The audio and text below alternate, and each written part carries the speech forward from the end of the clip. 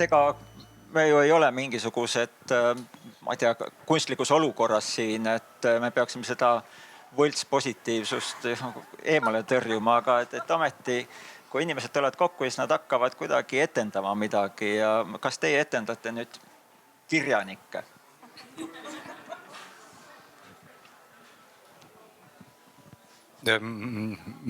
Ütleks.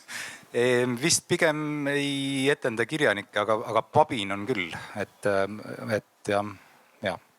Aga mida sa pabistad, et sa peaksid olema ju pädev juhtidele nõu andma, et ärge pabistage. Siin on terve rida lugusid ka, mis sellest räägivad ja nüüd oled ise siuke vale pastor, et...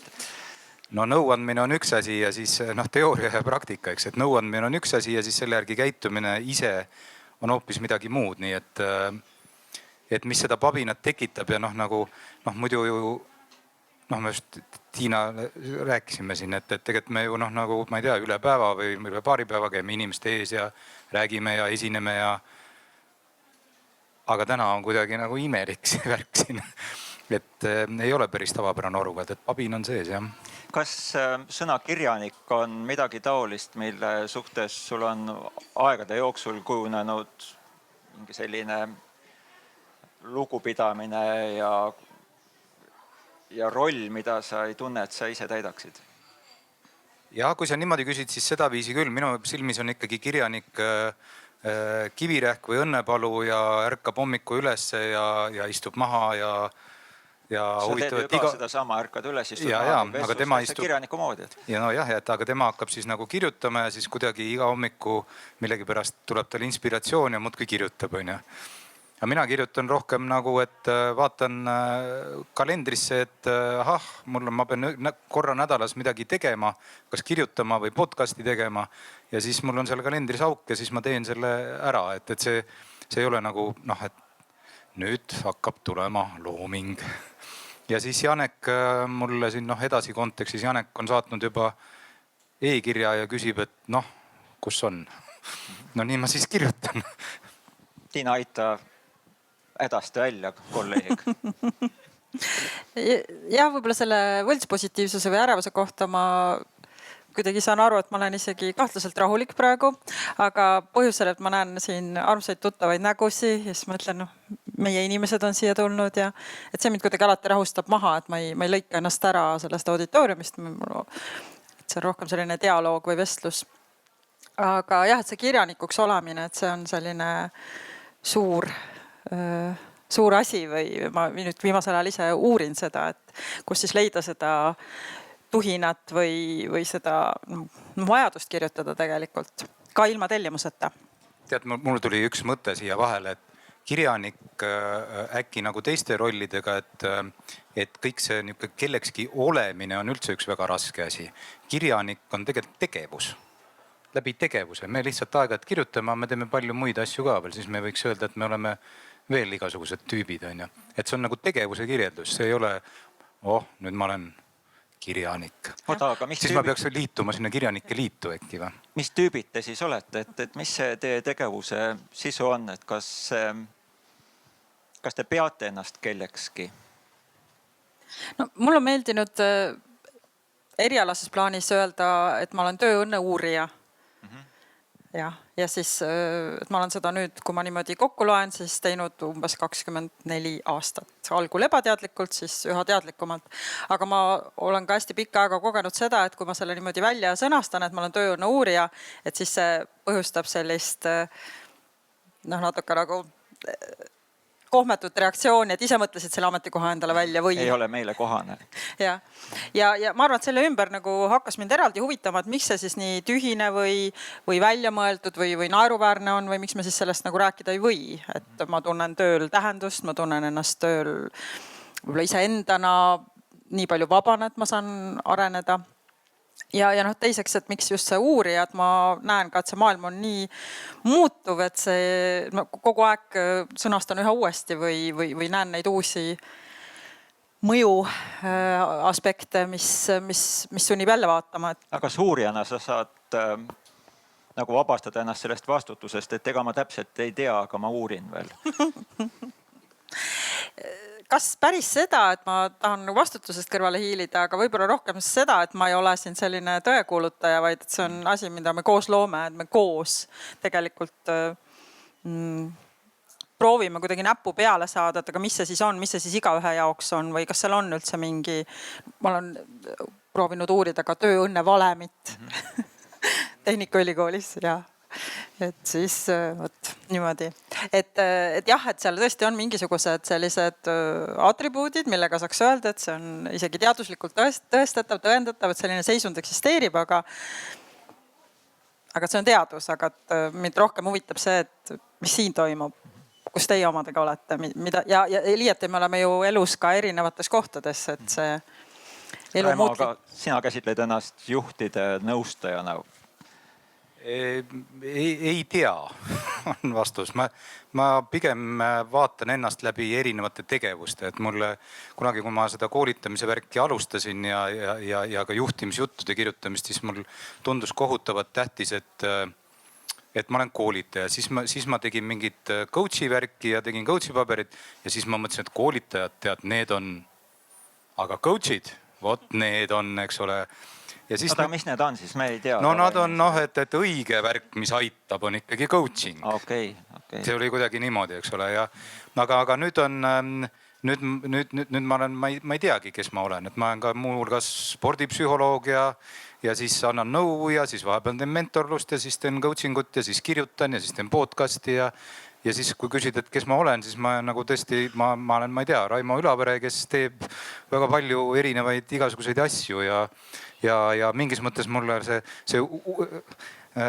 Tiina, see uurija amet sobiks juba hästi, sest ma ka uurin erinevates kohtades, et mis värk seal toimub, et mis iganes asju. Õnne olen ka uurinud, ma olen ehitanud isegi õnnemootori kunagi, 300 inimest osalesid ja vaatasin, kas õnn tekib, kui iga päev teha teatud kindlaid harjumusi 2 nädala jooksul. Tekkis küll.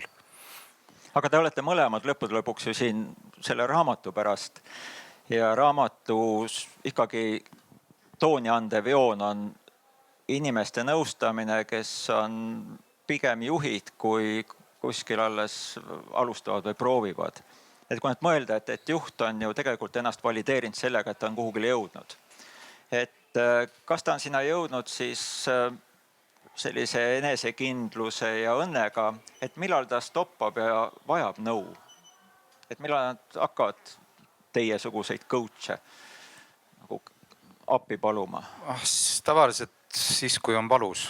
Ja mis see valu seisneb?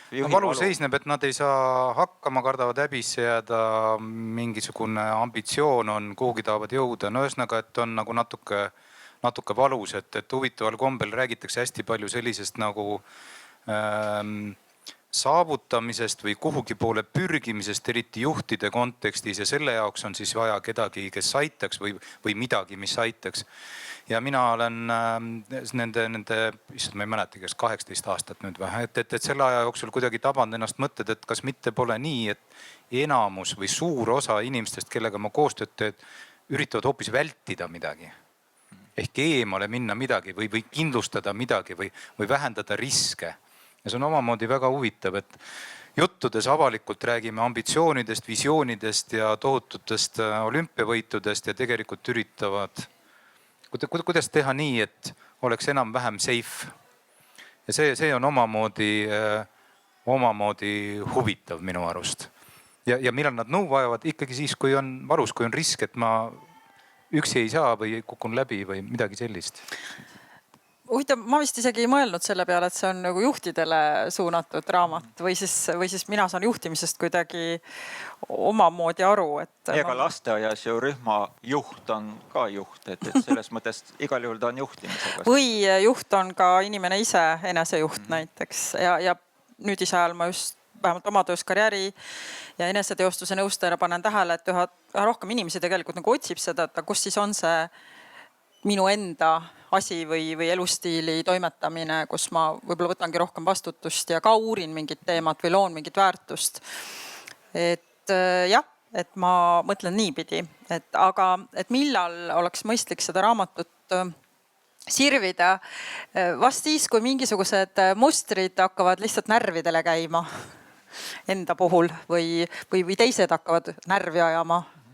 aga just, et see Raimo ütleb, et tahetakse nagu vähem ja ma tean ka sellist ütlust, et inimesed tahavad suuremat valikuvõimalust, aga tegelikult päeva lõpuks tahavad vabadust valikutest, et see on see, kus me tahame, et keegi meid serveeriks ja teenindaks, et ise ei peaks väga pingutama. Nüüd kui õnnest rääkida vähemalt, ega sa seda sõnastada vist ei oska, kuigi sa oled selle valemisse pannud, aga või oskad? Küsi? Okei, et mis on tööõnn? Et need on nagu nii vastuolulised sõnad, et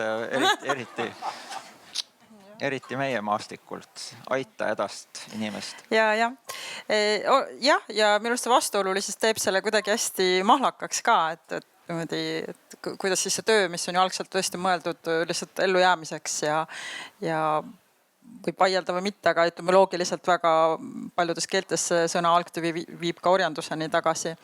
Et kas me üldse seal nagu õnnelikud saame olla ja mis see õnn siis selle juures on? No mulle siiamaani ikkagi meeldib mõelda sedaviisi, et on olemas nagu sügavam õnne tasand selle hedoonilise kõrval, mis on siis lihtsalt võib-olla lihtsate naudingutega sellise häämeele loomine, on siis selline terviklikum kontseptsioon, see eudaimooniline õnn, kus sul on ikkagi autonoomia, sul on vabadus, sa tunned, et sa arened, sul on piisav hulk armsaid inimesi ümber. Ja siis ikkagi see tähenduse teema, et sa lood midagi väärtuslikult. Lihtsustatud me võime öelda, et sa tahad hommikul või millal iganes sul on vaja minna, sa tahad minna või alustada selle nii-öelda töise tegevusega, kus sa väärtust lood, aga et sama hästi sa tahad ka sealt ühel hetkel edasi liikuda oma siis eraellu või nii-öelda siis. Kas õnne on võimalik saavutada? Seda punkti on, et nüüd ma olen õnnelik või? Jaa, et küsimuse taustal on see, et kas õnn on eesmärk. Võib-olla see on täitsa rumal jutt praegu, aga mulle tegelikult õudselt meeldib, et see pealkiri on selline, nagu sellel raamatul on. Ja just see võltspositiivsuse teema, sest see oli ka nagu üks asi, mida ma tegelikult praktikas märkasin, kus organisatsioonides tekkis arusaam, et aga me ju anname teile tasuta kohvi. Jah, või et siin on teil, eks ole, puuviljad või me ju teeme neid kõiki asju. Või siis, et värbame siis turundusjuhi või värbame kommunikatsioonijuhi, kes väljapoole räägib, et kui hästi meil on, eks ole, paneme igasuguseid neid kleebiseid ustele, et siin on see kõige vingem tööandja ja niimoodi. Aga näiteks kui sinna organisatsiooni sisse süveneda ja tõesti uurida, siis selgus, et inimesed tegelikult on üsna kaotsis. Et see ei ole nagu päris või see ei ole nagu õige või see ei ole nagu aus. Et väga palju oli ikkagi selliseid nagu etteheiteid või siis sellist frustratsiooni, hämmingut, pahameelt, teadmatust. Ja siis ma saingi aru, et jah, et aga tõesti, et isegi kui tööandja heas usus neid asju teeb, et see ei taga nagu, et see inimene on seal ikkagi õnnelik ja rahul. Ja võib-olla ma siis täna ütleks niimoodi, et õnn on eeskätt selline ehe olemine. Et kui ma saan olla võimalikult nagu aus enda suhtes ja kui ma tegelikult ka tunnen, et mis on see inimeste üks kõige suurem igatsus, et mind nähtaks minuna päriselt. Et ma ei pea varjama ka neid oma varjukülgi või saamatust, eks ju.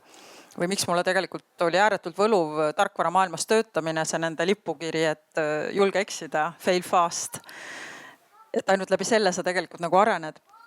Et siis jah, see eheduse teema, et kuidagi, et kui ma saan selle oma eheduse, jah, ma võin kõrvale kalduda sealt aeg-ajalt, et ei ole turvaline näiteks öelda oma päris mõtteid või ma saan aru, et siin ei ole pirni kohta, kuhu seda oma pirni keerata. Aga mul on üha selle juurde tagasi, et ma ka julgen küsida, et kes ma siis olen või mida ma nüüd tahan või kus ma nüüd omadega olen. Raimo, kas see valu on seotud sellega, et õnne ei kogeta? Lihtsalt ongi siuke vaakum selle koha pealt ja see pigistab. Jah, selle Tiina jutuga ja valuga mul tuli pähe, et me ajame mingist, esiteks õnn ei ole kunagi eesmärk. Õnn on, mul tuli üks tobe võrdlusega lasta olla. Ühesõnaga õnn, kui õnn muutub eesmärgiks, siis seda kaugemale ta meist nihkub. See on nagu ilmselge, sa ei saa seda kätte, see on umbes nagu jah, las ta olla. Sinilind, sa mõtlesid sinilind? Ei, ma mõtlesin mingisugust muud näidet. On see siin loetav kuskil või? Ei, seal ei ole. Ma ei taha lihtsalt suure publiku eest seda avarik. Las ta olla. See on üks inimlik tegevus, mis kui me hästi pingutame, siis tegelikult see nihkub meist kogu aeg kaugemale. Niisugused asju on kehas ja meie tegevustes päris palju.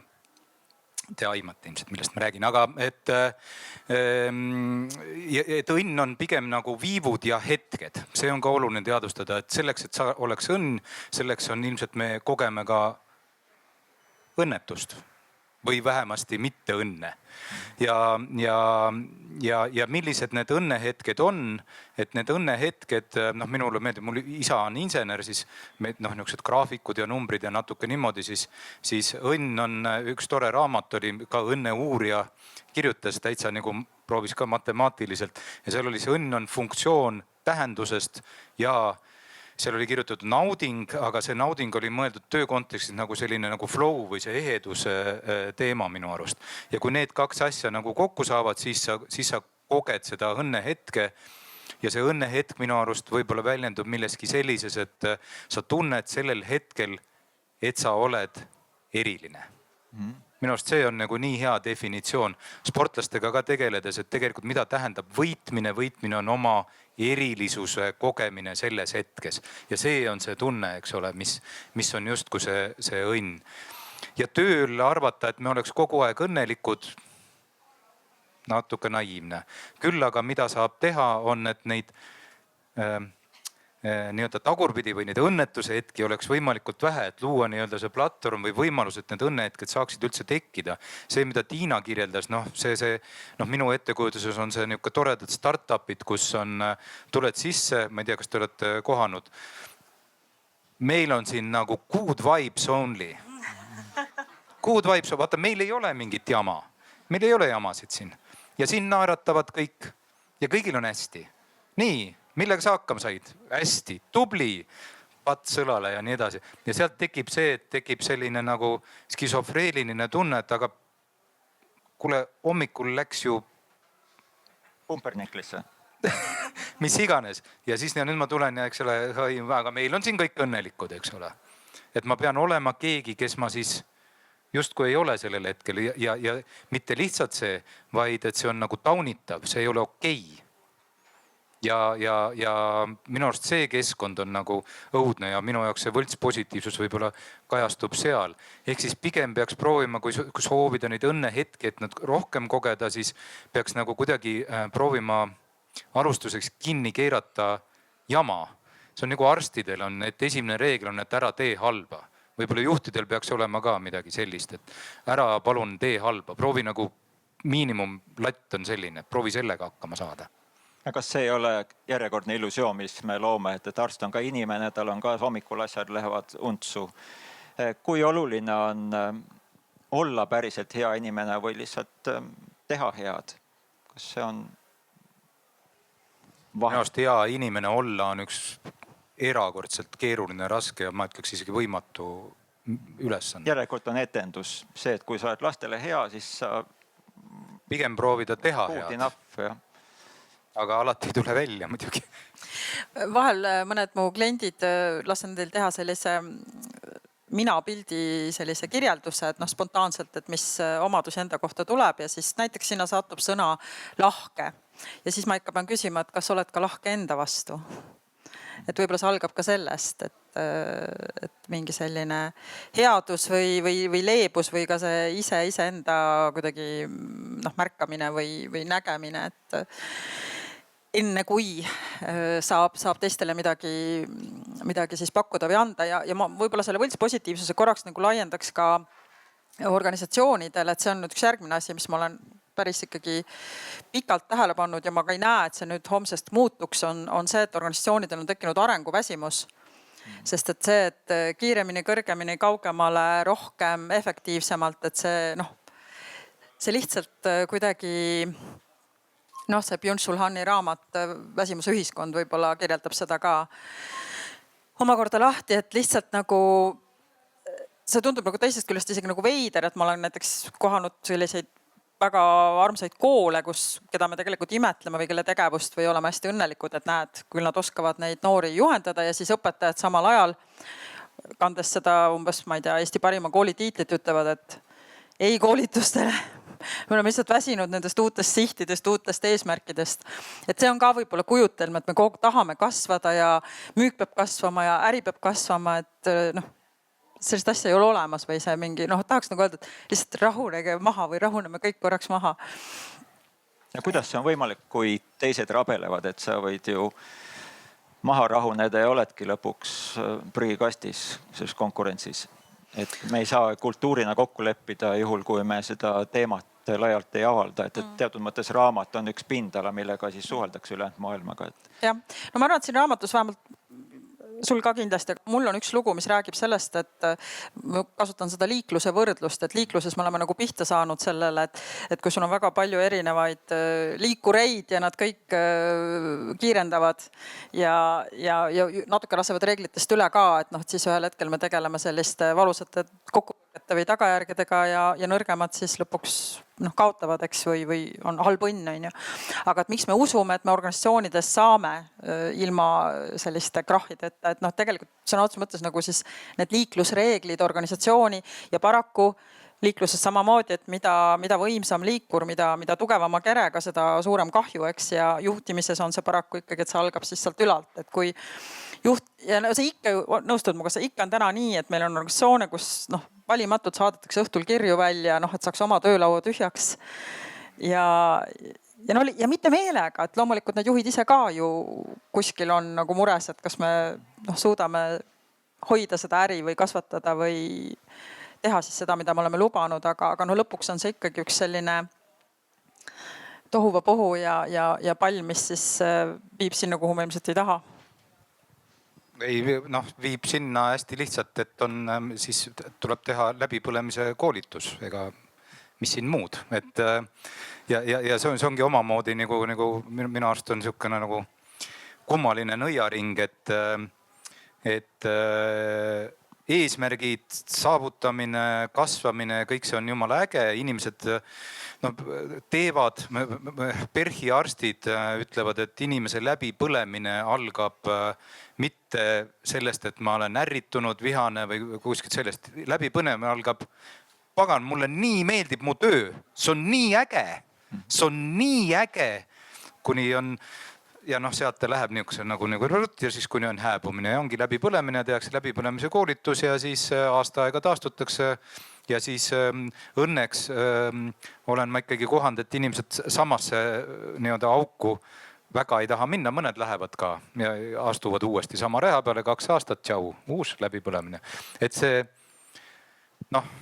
niisugune huvitav ring on. Aga kui selle sõnalgi korraks peatuda, et läbipõlemine, kui midagi totaalselt maha põleb, et siis seda enam kasutada ei saa, et see on see minu kogemus, et me ikkagi läheme liiga kaugele sellega tihti ja ei hooli nendest märkidest. Ja üks teine asi, mis ka on ju Eestis maad võtnud ja mis ka ju seda võltspositiivsust või seda päris ehedat hääd tööõnne siis kuidagi kirjeldab või iseloomustab, on see, et üks on see intensiivsus, millest me võime läbi põleda, aga teine asi on siis töötüdimus. Ehk ma teen küll väga korrektselt asju, mis mul tulevad hästi välja, aga mina enam ei arene, mulle enam ei ole huvitav.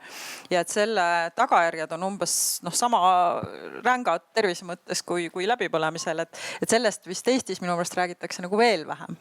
Aga see pealkiri toob mulle meelde, et läbipõlemise burnouti termini võttis kasutusele üks psühhiaater, kes hommikul tulles tööle näeb põlevat maja, õhtul läheb koju, näeb, et see maja on püsti. Kest on nagu päris, aga aknast sisse vaadates näeb, et ta on tühi. Ja sealt hakkaski mõtlema, et ta näeb päev otsa selliseid patsiente, et kelle kuvand on siis taoline, et see keep up smiling ehk see võltspositiivsus, aga sisemiselt on kõik läbi kärsanud. Ja siit tegib natukene ka see sõnakasutuse probleem, et mida tähendab läbipõlemise koolitus, kas see lõpetatakse, kuidas veelgi ägedamalt läbi põleda?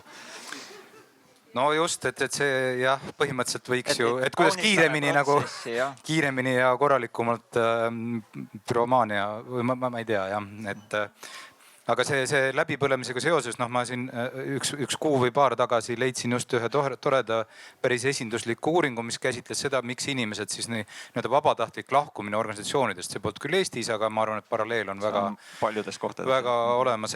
Ja esimene põhjus oli ühesõnaga seal uuriti seda, et mis on need põhjused, miks inimesed lahkuvad ja seal on nagu 2 sellist põhjuste kimpu. Üks on, et nad lähevad millegi poole. ja teine, et nad lähevad millestki eemale. See on ikka klassikaline motivatsiooni jutt, lähed millegi poole või millestki eemale. Ja et kuidas nad omavahel on seotud ja siis see tavaline kõlab, igaüks on meist eriline ikkagi, aga nagu kõige enam selliseid lahkumisi põhjus oli seesama kuulus läbipõlemine. Aga inimesed töötasid läbipõlenuna, siis juba põles, eks ole. Kuni tuli siis et seal tekkis võimalus millegi poole minna. Ehk sul avanes mingi aken, avanes võimalus ära minna. Et seda otsust niisama, et ma olen läbi põlenud või kuidagi, seda väga kergelt ei tehtud. Põhjus, muuseas halb juhtimine oli alles kolmas põhjus. Põhjus number 2 oli arenguvõimaluste puudumine. See, mis sa viiasid, et ma näen, et mul on klaaslagi ees ja aga ma võib-olla päästan Raimond selle, et kuidas see läbipõlemiskoolitus, et teadlikkus on ikkagi esimene samm muutuste teel ja mina ka koolitan või harin siis selle läbipõlemise kontekstis päris palju ja kindlasti on need ühed slaidid, mida rohkem pildistatakse, sest need sümptomid, kui sa nad ikkagi ritta laod või need põhjused, mis selleni viivad ja mitte ainult, me räägime siin juhtidest või töötajatest, ma näen läbipõlenud koolinoori, ma näen läbipõlenud tudengeid, lapsevanematena, eks ole, abikaasadena võime läbi põleda, et selles mõttes see on nagu selline suur peatükk, mida me võib-olla peaksime tõesti veel rohkem rääkima. Aga mina arvaks, oota Kristjan, mina arvan, et me peaks sellest vähem rääkima. Ma tahtsin enam-vähem samas võtmes. See on asi, mis meil on nagu tõstetud pjedestalile ja meie vaimsest tervisest nagu on tehtud mingisugune umbes midagi sellist, et kui sul on natukene raske ja paha olla, juba on natuke, ma peaks minema kuhugi. Aga see ei ole nii, et areng käib läbi äärmust, et las me nüüd korraks räägime sellest hästi palju, sest varem ei rääkinud sellest üldse. Ja näiteks ma ütlen, et mina ise olen ka läbi põlenud oma selle tööelu jooksul ja kahjuks mina põlesin ka kirest läbi ja mitte keegi, ma ei olnud hoolimata sellest, et ma uurin neid teemas ise. Põhimõtteliselt ma olin see kingsepp, kellel ei ole kingi, sest mina ei teadnud, et sa võid läbi põleda tööõnne uurijana. Kui sa teed asja, mida sa armastad, hommikust õhtuni teed. Ja ma sain sellest teada ja ma sain need muutused teha, aga see oli väga ebameeldiv periood mu elus, kus ma kannatasin ränga ärevushäire all, ei saanud lennukiga lennata, ei saanud teatris käia. Et selles mõttes mina oleksin vajanud seda infot toona, nüüd ma olen muidugi tark. Ja aga seal on üks asi veel, et me siin, miks ma arvan, et me peaksime sellest vähem rääkima, tegelikult me peaks rääkima sellest, et mis meie organisatsioonides või sootsiumis või ka ühiskonnas nagu toimub. Et sellega peaks tegelema, mitte tegema koolitusi inimestele, et istute nüüd siin saalis, eks ole, näitame teile läbi põlemist ja see on selline asi. Me lähme tagasi sinna keskkonda ja inimese keskkond mõjutab käitumist kõige enam. Ta läheb sinna tagasi ja tema kui üksikuna, mina olen otsustanud mitte läbi põleda ja hakata nüüd elama tublit elu ja mitte võtta nii palju tööd ja palun väga, aga sa ei saa meil siin töötada kahjuks siis. See on ja nii lihtne see ongi. Ja see jama istub meil tegelikult nagu meie omavahelistes suhetes, mitte üksikisikutes rohkem. Ja, aga see on see võidujooks. See ei ole mitte võidujooks parima poole, vaid kõige madalama ühisnimetaja poole. Ja see on just see, kus töökohal, kui kõik teised on ka zombid, et siis sa ei saagi aru, et sa oled ebanormaalne.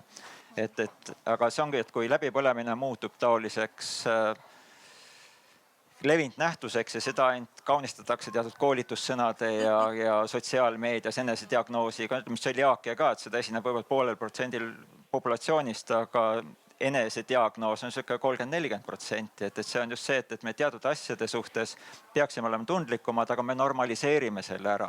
Ja siis me hakkame seda tundlikkust selle suhtes alles registreerima, mis on nagu eriti patoloogiline. Ja, aga siin võiks ikkagi vaadata, nagu läheneda sellele, kui ma õieti mäletaks, eelmise aasta kevadel oli üks uuring, kus oli, ühesõnaga ma ei mäleta, et CV Keskus kellegiga koos tegi. Ühesõnaga, kui palju proportsionaalselt päriselt inimesi on kogenud ülemäärast stressi. Ja see protsent oli, kas see oli 20 või 25 viimase 3 kuu jooksul. Aga see jutt või see fookus on meil 2/3 inimesi, 3/4 inimesi ei ole kogenud. Et natuke peaks proovima neid asju nagu proportsiooni panna. See on tervisearengu uuring, mis on regulaarne täiskasvanud tervisekäitumise uuring. See on regulaarselt tunnevad, et stressitase on kõrgem, väsimus on suurem just selle referentsakna jooksul. Aga see näitab seda, et me tegelikult ju olemegi sellises zombi seisundis, kus eriti asjadest aru ei saa ja õhtul peab keegi väga lihtsaid asju seletama. Et et kas see raamat on siis selline ravivahend õhtuks või ta suurendab stressi, mis te enda arusaam on? Jah, ma juba vist päris alguses tahtsin öelda seda, et ma ei tunne niivõrd ärevust ja kohmetust siin nende armsate ilusate inimeste ees rääkides, kuivõrd selle ees, et iga raamat võtab inimeste elust ka tüki nende aega ja et see peab olema põhjendatud, et midagi üldse kokku panna ja trükkida. Et mul küll tahan öelda, et kirjutada neid sinaseid artikleid või lugusid on olnud ääretult stressivaba, et see on aus kaubandus, jah. Selles mõttes, et edasi on vaba liikumise peal, kui kirjutasid või? Ja selles mõttes, et edasi on geniaalne väljaanne, kes annab päriselt kirjutajale ka nagu aega ja ma olen siin noppinud inspiratsiooni Eik Hermanilt ja Jan Kausilt, kes nagu hästi innustavad kirjutama oma tekste näiteks 17 korda läbi või jätma nad laagerduma ja tulema selle jutu juurde hiljem tagasi, sest ma üldiselt olen väga kiire kirjutaja, et ma suudan produtseerida, kui vaja on või nagu hästi ennast kokku võtta. Kas sa lugesid seda Raimo peatüki vaba kirjutamisest, kus nagu laed maha kirjateksti endast? Jah, kunagi olen ka seda, kui see ilmus, aga värskelt nüüd mitte. Aga jah, et selles mõttes, et kui ma ütlen, et see on nagu see aeglane toit, et ta nagu keedetud ja mõtestatud läbi ja teine hästi suur kingitus on see, et on saanud päriselt võtta neid teemasid, mis huvitavad ennast ja neid uurida, mitte toota seda, et räägime sellest, mis on jälle populaarne või kus on nagu see nõudlus või mis on selline kliki teema, et selles suhtes küll ja mulle tundub, et ta on nagu selline vestluslik raamat, et sa päriselt nagu, ta annab nagu ruumi pigem nagu neid oma, kuidas ilusti öeldi, et näiteks ka ise kirjutamine on kirjutamine juba kirjutatud ridade vahele. Et ma hästi julgustan ka lugejaid siis kirjutama oma mõtteid sinna juba kirjutatud ridade vahele, mõttes või päriselt. Kaks teemaarendust selle koha peal, et siin ei ole kõik lood, mis on edasis, vaid te olete teinud valiku. Et nüüd, kui tekib valik, et kas nendes lugudes hakkab tekkima nagu mingi teine tähendus ka või kas te ise kogesite seda kokku pannes, et tegelikult see pilt nagu muutub. Teil on teatud vastuolusid siin, et ühes küljest võete rahulikult ja teises küljest tuleb nagu panna, et selliseid lugusid, et mis see nagu terviku selline punane joon on teie enda tunnetuses? Keeruline öelda, aus vastus on, et mina neid lugusid sinna ei valinud. Okay. Jah, see mees seisab seal. Janek ja minu arust on see väga hästi, sest kirjutaja enda peas jookseb hoopis mingi teistmoodi jutt ja minu arust on väga hea, kui keegi teine vaatab neid jutte kõrvalt ja valib need asjad välja ja moodustab sellest terviku. Kui see tervik oli kokku pandud, siis ma vaatasin ja mulle nagu väga meeldis need asjad. Ma Tiina lugusid natuke lugesin, et enda oma enam ei mäleta, aga et minu arust tekkis väga põnev ja mis on võib-olla selle raamatu juures minu arust tore, nii Tiina kui minu lugudes, et ta on nagu, ta ei ole nagu päris selline, ma ei tea, seal on ikka nagu sa Kristjan viitsid, et seal on nagu ikka selliseid tohoh asju ka. Et kuidas siis nüüd niimoodi saab öelda või kirjutada, kas päriselt ongi nii või? Et selline nagu inglise keeles on counterintuitive või vastupidine tavamõistusele.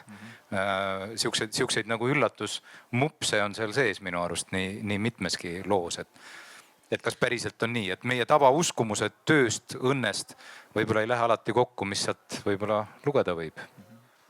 Ja teine võib-olla, miks ma just rõõmustan, et see on selline 2 peale raamat. Et see minu meelest on eraldi... Saad vastutust siirdada. Ma ei tea, ma vist olen natukene, mu meel on hõivatud ühest täna hommikusest kohtumisest. Ma ei tea, kas te teadsite näiteks, et Tallinna slogan on õppiv linn. Aitäh. Palun, õppiv linn, aga seoses sellega, et on tulemas siis kunagi siin oktoobris on tulemas täiskasvanud õppija nädal ja siis oli neil hästi palju statistikat, mina siis modereerin ühte konverentsi seal ja siis käis läbi see, et mehi ei ole täiskasvanu hariduses eriti. Et nemad sinna koolitustele ei jõua ja Rahvaülikooli ja üldse, et kõik, mis puudutab sellist nagu võib-olla ka sellist natukene, kuidas ma nüüd ütlen siis, ei taha öelda sõna pehmemat kirjandust, aga et mul on õudselt tore, et õnn ja üks meesterahvas on nagu kaanel kokku, see sõna õnn ja siis mees inimene on ühel kaanel kokku saanud, et see kuidagi ka nagu ühtlustab midagi minu jaoks ühiskonnas. Et see ei ole... Kas praegu niisugune allhoovusena on, pooled on naised siin autorite seas? Ei, see on veel eriti, seda ma juba enne märkasin, et see on eraldi oluline, et me räägime teiega sellest, meestega siis. Sest üks põhjus, miks me sellest üldse ilmselt rääkima peame, on see, kui kaua on Eestis olnud niimoodi, et ikkagi juhtide hulgas on meil valdavalt mehed ja personalijuht on siis naine ja siis, kui on majanduslikult keeruline, siis esimene koht, kust kärbitakse, on personalitegevused ja nii edasi. Et seda me ei ole veel kuidagi nagu lõpuni ära lahendanud, nii et. Õppivast koolist ja ühest sinu loost mul tekib mõttesild, et sa kirjutad siin ühes loos ajast ja siis sellest aja tunnest Kronosest kui Antiik-Kreeka mõistest ja teine on siis Kairos, et kuidas me tegelikult kogeme seda aega. Aga on olemas nendel samadel tüüpidel seal Antiik-Kreekas on Askoolia. Ja Askoolia tähistab aega, mis ei ole puhatud ega ei ole vaba tööst ega ei ole vaba mõtlemisest. Eks A ütleb eitab skoolia ja meil hiljem tuleb siis sellest skooliast sõna kool. Et kõik Euroopa keeled, võta see saksa keelest, inglise keele, vene keeleni, et on tegelikult kool pärineb sealt ja kool on vaba aeg, naudiskelu, võimaldatud lihtsalt targemaks saada ilma pingutamata. See on see aeg, mida peaks nautima, aga Askoolia oli ette nähtud 2 sihtrühmal orjadele ja kas aimad ära, kes see teine sihtrühm võiks olla? Naised. Kas me peaksime praegu kogu seda kooli mõtet hakkama ümber vaatama, et seda tehakse ka töö nimel ja töö vormis. Et kuidas teie näete seda kooli arengut või perspektiivi, et juhul kui Tallinnale midagi nüüd õppivale linnale soovitada, et järsku õpivad midagi. Teil seda peatükki pole? See on vaja veel kirjutada, jah. Aga kuidas te tajute üldse seda koolituse, et ega õpetaja võib teha lõputult palju juttu ja kui klass tühjaks jookseb, ta pole mitte midagi tegelikult kellelgi kaasa andnud. Kogu haridus, kogu kultuur areneb tänu sellele, et on vastuvõtja olemas. Kas te tajute seda vastuvõtja muutust? Et vastuvõtja teeb selle teabega mingit tööd, et sina teed lihtsalt seda sama asja. Aga see, kes vastu võtab, teeb tema sellega oma elu jaoks tööd. Kas te tajute seda muutust juhtides võivad siis ülejäänud abiküsijates? Ausalt öeldes keeruline, et ma pigem tajun nagu enda juures seda, et proovin võib-olla vähem oma nõu toppida, olles kogenud, et tore on teha see nii-öelda koolitus seal klassiruumis või kus iganes ruumis teed päeva ära ja siis pühid põlved puhtaks, lähed minema ja justkui töö tehtud, kasu, te aimate isegi kui palju, eks. Et pigem jah, proovida seda pidi, et kellel seda asja nagu päriselt vaja on. Aga kas sa tahad öelda, et siis lihtsalt juhid maksavad raha ära, selleks, et nad on nagu teraapia protsess? Jaa, see on juhtide jaoks kaunis sageli peaks ütlema, tegelikult ei ole see nagu nii ühene, aga üks väga oluline põhjus, miks inimesed käivad koolitustel on, saab töölt eemale. Hästi pragmaatiline, praktiline, ma saan päeva off. Ja siis on seal, aga see päev off tähendabki seda, kui see on nagu see peamine mõte, siis ega seal nagu see õppimine on ju tegelikult, me võime rääkida, et fun ja tohutu tore, aga õppimine on tegelikult raske töö, õppimine on pingutus, õppimine on uued mustrid ja kõik see on igane jama, eks ole, raske. Aga kui mu peamine mõte on, et ma saan nagu sellest tööst eemale, saan sellest stressi või sellest rattast eemale, eks ole, siis ma tahangi seal nii-öelda nagu natuke niimoodi vedeleda ja intelligentset juttu rääkida, nagu praegu sul Rein Lang tuli ütles. Freudilik klipsatus, tahad rattast eemale, sina ei taha rattast eemale. Jah. nojah, mina ei taha ratast eemale, mina tahan rattaga sõita. See, et koolituse asemel tegelikult saatagi inimesed ja see on üks peatükk ka, et saategi rohkem trenni tegema kui lihtsalt koolitusel käima, kuna sellest trennist õpitakse rohkem. See on nagu vahetuskontaktis selle päris eluga, kus ei tehta ilusat koolitust ega ei kiideta interjööri. Ja see päris tegemine, see on ammu tuntud tõde ja me kõik teame seda, et inimene õpib tegutsedes palju rohkem, eriti täiskasvanud inimene õpib eelkõige enda kogemusest, ta ei õpi sellest, kui keegi tuleb ja liiga palju räägib talle midagi, eks ole, päriselt reaalselt õpib ta ära midagi tehes. Küsimus on, kas ta seda nagu teadvustab ja mis ta sellega nagu peale hakkab, et kas see kuhugi viib ja minu jaoks on nagu tekkinud mõnikord ka küsimus, kas see peabki alati kuhugi viima, et õpib ära, teeb ära ja ongi tehtud. Kas tänapäeval ei kujune õppimises siuke eskapismi vahend, et lihtsalt õpitakse edasi, peaasi, et ei peaks nagu päris asjaga kokku puutuma? Väga võimalik, see kõlab väga usutavalt, sest elukestev õpe on väga tähtis asi. Paneme diagnoosi Tiinale, et sina oled palju õppinud igast asju, et mis sind ajas sellesse rattasse? Kas sa tahaksid midagi ära jätta, mida sa oled õppinud näiteks? Ei tahaks. Ei tahaks jah. Aga ma vist olen lasknud või lubanud oma uudishimul või huvidel end kanda. Ja et võib-olla oli ka aeg, kus ma näiteks sarjasin ennast, et õppisid ja mis siis, et mis teed sellega nüüd, et oli siis vaja või tahtsid omale mingit lisarida sinna CV-sse, aga siis ma olen aru saanud, et osa õppimine on tegelikult teekond millegi muu juurde. Näituseks ma sain aru, et ma olen käinud 2 aastat ühes teatrikoolis Helsingis, õppinud Meisner näitlemist ja siis oligi see väljaõppe ju, kui see otsa sai ja see ei olnud ka ju odav, eks ju, et mis ma siis nüüd teen sellega, et lihtsalt ma võin ju ennast pakkuda filmidesse ja teha 1-3. Ja midagi tegin ka, aga päriselt ma sain aru, et mul seda koolitust näiteks oli vaja selleks, et kui ma nüüd tulen siis oma ilukirjanduslike teostega välja, et ma olen seal aus. Et kuna see Meisner näitlemise essents on ka truthful living, et sa mitte ei õpi peale, vaid sa koorid ennast lahti kui sibulat, et nüüd ma julgen öelda nagu välja selle oma loomingulise tõe. Ja pärast seda on siis ilmunud nii luulekogu kui novellide kogu, nii et aga seda ma ei teadnud sel hetkel, kui ma õpin ja see tegelikult tuli mulle alles hiljaaegu pähe, nii et.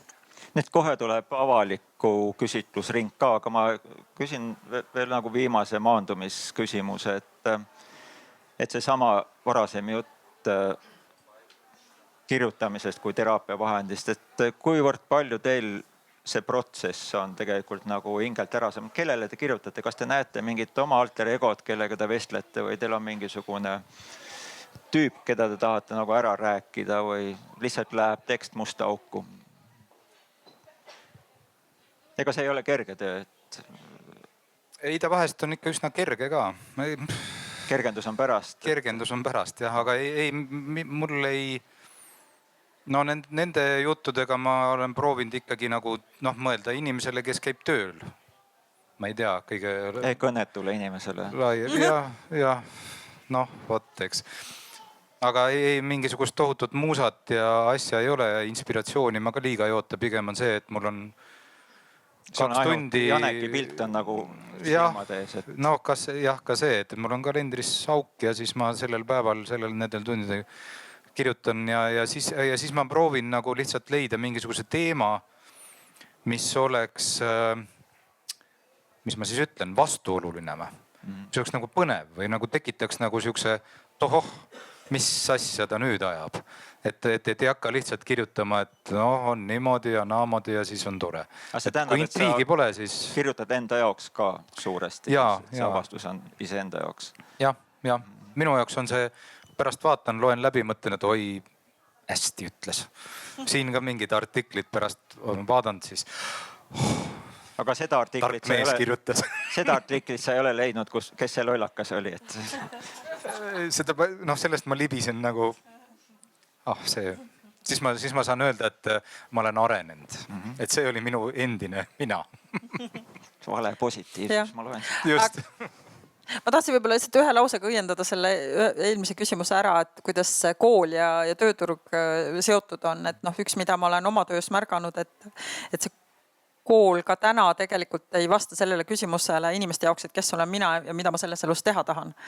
Et meil on jätkuvalt hästi selline matemaatikas valemid pähe ja keemias katsed ja noh, nagu selline asjapõhine, mis ei ole ka halb, on ju. Kui kool uudishimu ära ei tapaks ja õpetakse õppima. Õnnestub ikka hästi tappa. Jah, kahjuks, aga jah, et pigem see, et seal oli väga suur lõhe, et kool ühelt poolt ja mida tööturg vajab või kuidas need sillad seal on. Aga kirjutan mina kindlasti sellisele sõbrale, kellega ma tahan nendel teemadel tuliselt ka vaielda või kuidagi arutleda. Konkreetne isik või sul on selline abstraktne tüpaaž? Aga ma hindan teda nagu hästi kõrgelt ja noh, nagu et. Aga mõnikord ta suuga nõus ka on? Sellest ei ole hullu, kui ta ei ole, aga siis ta oleks pigem selline jah-jaa inimene, et kes mitte ei vaigista mind või ei sulge mu suud, vaid ütleb jah-jaa siit, nagu sina praegu pakkusid selle kolmanda ajataju vormi, et võt sellisele sõbrale ma kirjutan. Okei, aitäh. Avalik ring, küsitlusring, kuna mitte ainult siuke Eesti värk, et ei küsi midagi, et esimeste käest kindlasti ei tohi nagu midagi küsida, et aga auhind on olemas, tasuta. Nii et kas teil on küsimusi seal on?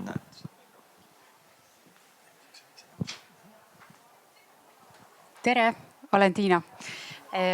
Mina tahaks küsida seda, et te nüüd ise ju puutute kokku palju erinevate inimeste ja organisatsioonidega, et kuidas teie meelest on, et kas hakkab nagu inimestesse teadlikkus tõusma, et kes mina olen ja mis mina tahan või nagu pigem mitte või et pigem on ikkagi need võltspositiivsed ja siis need tühjad hooned, tühja pilguga need inimesed või siis on läbipõlejad või noh, kuidas teie tunnetus on, et kas mõeldakse rohkem iseenda peale nagu inimesena ja kas selliseid organisatsioone ka on rohkem tekkimas, kes seda nagu hindavad?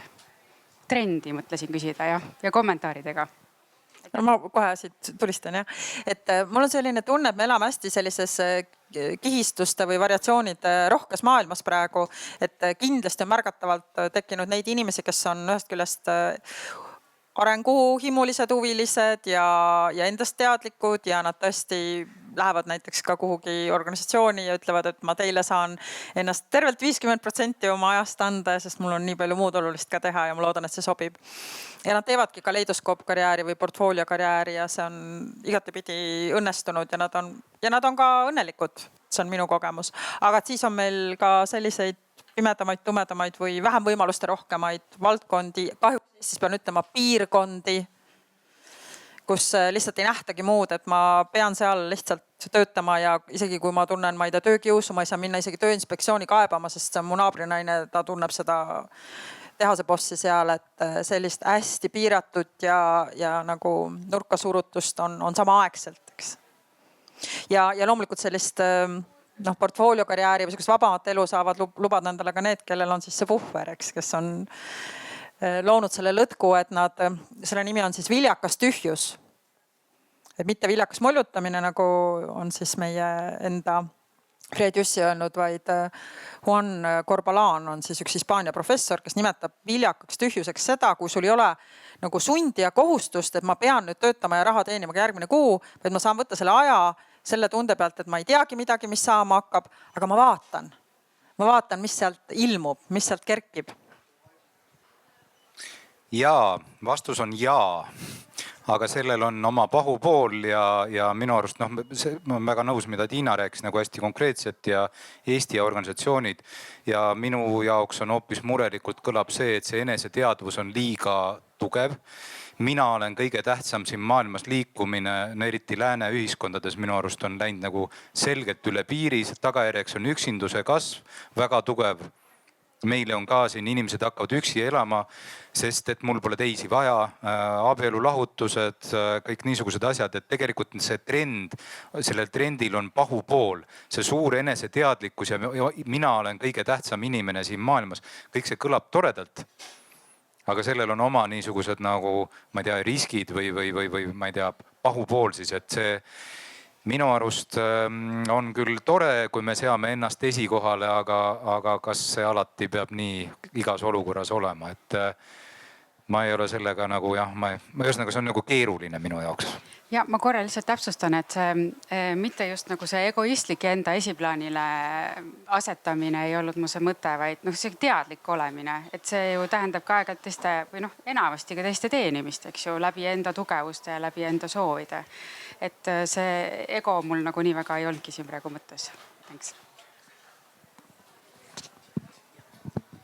Tere, mina olen mina tahaks sellise küsimuse küsida, et just vaatasin filmi, et see oli nagu after work, eks ju, et lihtsalt selle koha pealt, kas tööõnn üldse 100% saabki olla võimalikud, sest selles filmis kajastus ka see, et tegelikult ainult kolmandik inimesi töös olles on nii-öelda engage itud. Ehk siis selles mõttes nad näevad sellest tööst väärtust, nad panustavad sinna nii palju ja tegelikult 2/3 teeb seda siis mingil põhjusel kas poole vinnaga ja paljud lihtsalt teevad seda üldse vastumeelselt. Et mille taga see võib olla, et kas see võib olla ka selles, et inimene ütleme oma arengujärgus nagu pidevalt kobab, otsib ennast, eks ju, ja kui ta lõpuks siis leiab selle enda terviku, et ütleme, et tal on see isiklik elu on stabiilne ja siis ta leiab ka selle tööõnne, et võib-olla see kuidagi käibki kõik koos, et sellist 100% tööõnne ongi võib-olla raske taodelda, et see ilmselt sõltub inimese elukaarest ja tema enda arengust, tema enda eluolust, kus ta on, et lihtsalt see film nagu kinnitas ka seda, et jätkuvalt, et see oli aasta 2023 film, et jätkuvalt ainult 1/3 inimesi on tööalaselt engage itud.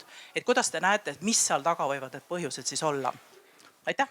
No see on mul üks lemmikteemasid muidugi jälle, siis see engagement on overrated, see on nii ületähtsustatud. Engagement ei ole sama, mis tööõnn. Engagement, kui te tahate teada, kuidas seda kõige kergemini kasvatada, tuleb korraldada üks korralik kriis, kui meil oli korralik COVID ja kõike muud. Engagement, inimeste tööpühendumus kasvas. Mis ma öelda tahan, on see, et minu arust on jumala okei, kui 2/3 inimesi käib tööl. Selles ei ole mingit traagikat, see on minu jaoks, minu heade kolleegide, koolitajate mingi hädakisa selle üle, et inimesed, issand, kui hullusti meil asjalood on. Ei ole, täiesti normaalsed, tavalised inimesed. Ma lähen tööle, selle tööl on mingi tähendus, ta maksab mul arved, see on jumala okei. Ja kui mul seal ei ole halb olla, ma ei pea nagu kogu aeg silmade särades õnnest punnil olema ja tohutult engage ima, eks ole. Ja juhtidele mina olen ikkagi andnud nõu, et kui te tahate, et inimestel silmad säravad, siis tegelikult on olemas odamaid, lihtsamaid viise, iga hommiku pits konni ja inimestel silmad säravad. Ei ole mõtet ajada mingisugust niisugust, et inimesed peavad ärevust tundma sellepärast, et ma ei tunne ennast kogu aeg jube engaged'ina siin. See on nagu, minu arust on see tobe. Kas ma nüüd tohin eriarvamusele minna või? Põnevuse mõttest. Jah, ma olen tõesti seda engagement'i asja ka proovinud seostada selle töö. Meil on startup Happy Me, kus me siis uurime tööõnne peamiselt Eestis. Ja siis sinna kõrvale oleme proovinud kõrvutada vähemalt siis neid Gallupi ja muid neid engagement score, et seal on mingi ühisosa vähemalt nendel nähtustel. Aga ma pigem ütlen, et kui ei ole nagu sellist see on see, et ma käin tööl ka muudel põhjustel kui ainult see, et töö on töö, vaid et mul on midagigi veel, et mul on need inimesed, kelle pärast ma siin käin või ma arenen, mul on huvitav, eks, või mis iganes on ju. Et kui neid asju ei ole, siis me ikkagi arvestame seda, et me veedame tööl nii palju aega või tööga seotud tegevustes nii palju aega oma elust, millel on ka kõige suurem mõju meie vaimsele tervisele või üleüldisele heaolule. Ja kui ma siis selle aja jooksul seal natukene krimsutan nina selle juhtimisstiili üle või klatsin siin, klatsin seal, et päeva lõpuks see lihtsalt nagu demoraliseerib meid, kui mul ei ole seal nagu kena olla, et see on nagu see minu mõte. Ja võib-olla see mitte, ütleme siis teistpidi, ütleme teise äärmuse, rahulolematu olemine on teatud mõttes sümptom, et meil on nii palju ikkagi neid nii-öelda bullshit job'e ka või väljamõeldud töökohti või mingi pealesurutud mingi toodete, teenuste müüki, mida tegelikult keegi ei vaja. Ja see, et nüüd inimene seal on kuidagi rahulolematu, see ongi õige. See on aus reaktsioon sellele. Et ma ei osta seda ära või mind see ei arenda või mul on ammu juba siis see töötüdimus kallal, eks. Et ma ei tea, mulle meeldib, et me vaatame neid teemasid. Jah, ületähtsustamine, äärmuslikkus pole kuskil vaates hea, aga jah. Ja nüüd muidugi küsimus, et mis inimesed selle muu aja siis teevad, kui nad ei ole, mis siis toimub neil after workers. Et võib-olla nad on väga tervist. Ma ei tohi öelda selle organisatsiooni nime, aga ma käisin ühes väga autoritaarses ägedas juriidikaga seotud organisatsioonis.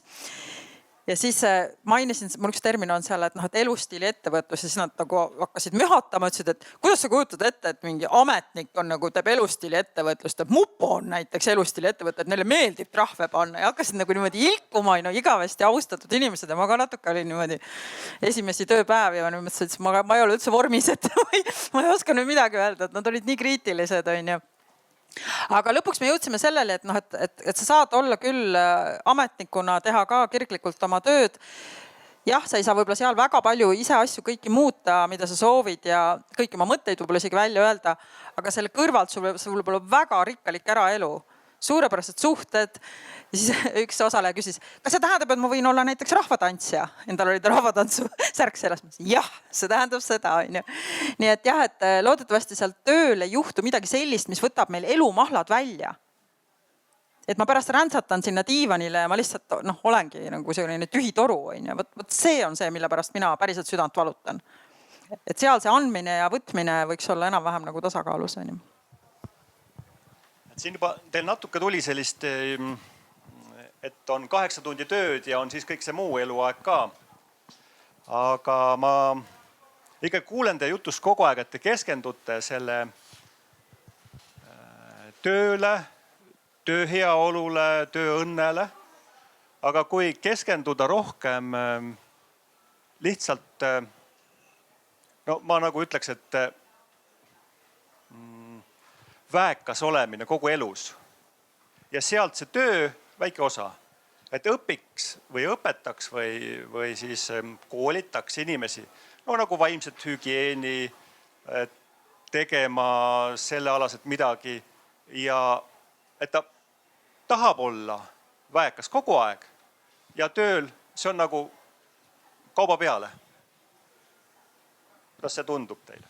Ja no see läheb, sina räägid, mina kuulen oma peas kohe seosed mingid muud, mis minu peas on. Et see läheb väga kokku. Mina olen sügavalt veendunud, et see töö tähendus kui sellise on muutumas.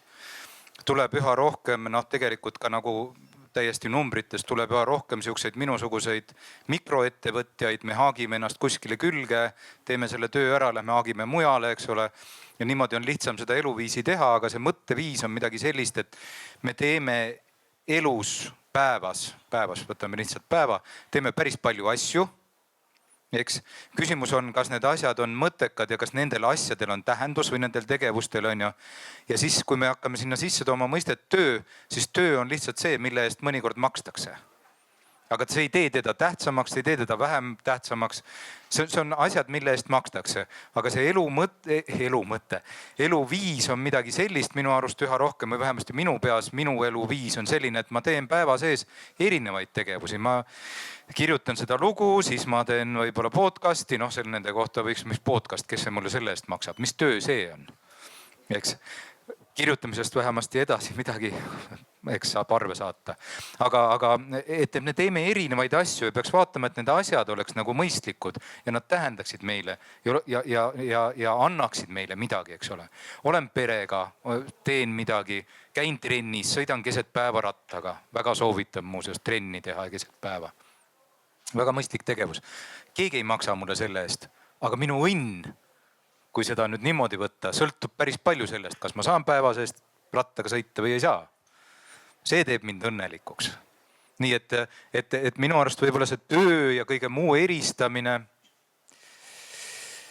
Kui seda, et keegi mulle raha maksaks selle eest üldse ei ole, siis saate isegi aru, et siis ei ole ka elu, aga kuidagi jah, võib-olla lähevad need piirid üha hägusamad. Ma ei tea, kas see on nagu väekus või mis asi see on, mis seal sees peaks olema, aga võib-olla on see tähendus. Ja see loob neid õnnehetki.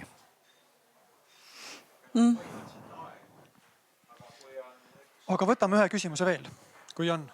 Ma võib-olla hästi lihtsalt väikse mikrorepliigi oleks ka omalt poolt öelnud, et ma olen viimased 7 aastat kuidagi keskendunud ka loomeinimeste toetamisele ja loovasutuste toetamisele. Seal hästi tihti ongi see, et see looja identiteet on lihtsalt nii tihedalt seotud tema enda eluga, et tal on väga raske, et kui ma olen, ma ei tea, läbi kukkunud filminäitleja, et kas ma siis üldse tohin elada selles riigis enam edasi või olen teinud midagi, eks. Et seal seda enam ma näen, et üldse selline eluline terviklikkus ja kõik on nagu ääretult oluline, et selles suhtes ma lihtsalt nõustun sinu avaldusega. Sportlastel õpetatakse tänapäeval spordipsühholoogias sihukest asja nagu duaalne karjäär ehk proovida mitte siduda oma identiteeti liiga tugevasti ühe asjaga, sealhulgas võite analoogia võtta tööga. Mina ei ole minu töö. Et mul on veel palju igasuguseid asju, eks ole, sest muidu nii kui tööl läheb asi metsa, nii on minu identiteediga juhtub halvasti ja sportlastel on siis, kui nad seovad ennast oma tulemusega, näitlejal sama jutt, eks. Nii et duaalne karjäär või see on triaalne või ma ei tea, neid võib veel rohkem olla. Lõpetuseks selline küsimus võib-olla, et milliseid küsimusi võiks üks juht küsida nii iseendalt kui siis oma meeskonnalt, et võib-olla soodustada seda, et see inimene ja tema ise saaks olla siis rohkem tema ise ja kontaktis selle tööõnnega. Ja mis küsimused need võiks olla, mida meie ka endalt võime küsida siis? Ma võib-olla isegi oleks sellele eelmisele küsimusele ka tahtnud natuke sarnaselt veel vastata, et või vähemalt, mis mind ennast on kuidagi kõnetanud, et tore, kui meil elus oleks nagu miski kreedo, miski selline suurem miks. Mis asja me siis ajame siin, et igaühel saab see erinev olla, eks, et mina võib-olla olengi selline võimete ja potentsiaalide inimene, et see on ka seotud sellega, kust ma ise tulen oma elus, et mul ei olnud sellist võimalust või ma ei tundnud, et see keskkond mind hullult oleks seal innustanud. Aga sellest sai minu teema ja see kõnetab mind. Nii et võib-olla juhtidena ka ma soovin, et rohkem küsitaks, et mis asja me siin koos ajame ja mis selle kõige mõte on ja tähendus. Või kas see veel erutab neid inimesi? Kas nad saavad aru, mis asja nad ajavad? No minul on juhile, mida ma ka tavaliselt küsin juhtide käest või juhi käest, kui me hakkame siin koostööd tegema, seal on veel küsimusi, aga 2 küsimust ma küsin kindlasti. Esiteks, kuidas sa tahad, et inimesed sind mäletaksid? Ehk siis ühel hetkel nad kõik lähevad sellest juhi positsioonist ja juhte palgatakse millegi pärast. Juhte ei palgata niisama, et tule ole siin ja silita inimestel päid, eks ole. Et sa pead viima selle pundi kuhugi punktist A punkti B või mis iganes see ülesanne sul on, millegi pärast sind palgatakse. Ja küsimus, kuidas sa tahad, et inimesed sind mäletaksid, on just see, et mida siis sinu juhtimise ajal nagu tehti. Mis see toimus? Et ma ei tea, Raimo oli juht, siis tegime selle, tema ajal tehti see. Liikusime, tegime ära. Ja teine küsimus on, et kuidas sa tahad, et inimesed sind kirjeldaksid, mitte nüüd praegu, aga nagu ideaalis juhina kirjeldaksid. Ja seal tulevad siis need väärtused, aga mitte mingisugune avatud, sõbralik ja trillilalla lullu, vaid et juhtimise kontekstis õiglane, ma ei tea, et ma teen mingeid otsuseid, et ma ei mune nende otsuste seljas, eks ole, või mingid niisugused asjad, mis on seotud juhtimisega. Ja need on võib-olla, mida iga mõistlik juht võiks endalt küsida. Miks mind siia on palgatud, ehk siis kuidas inimesed mind mäletaksid ja kuidas ma seda asja siis siin toimetan?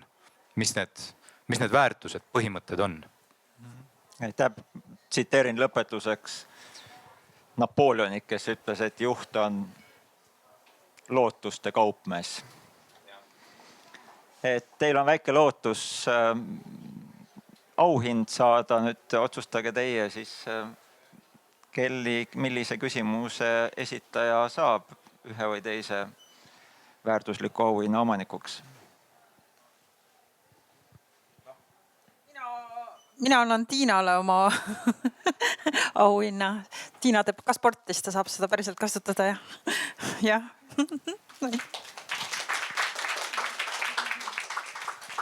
Ja no ma pean andma siis ma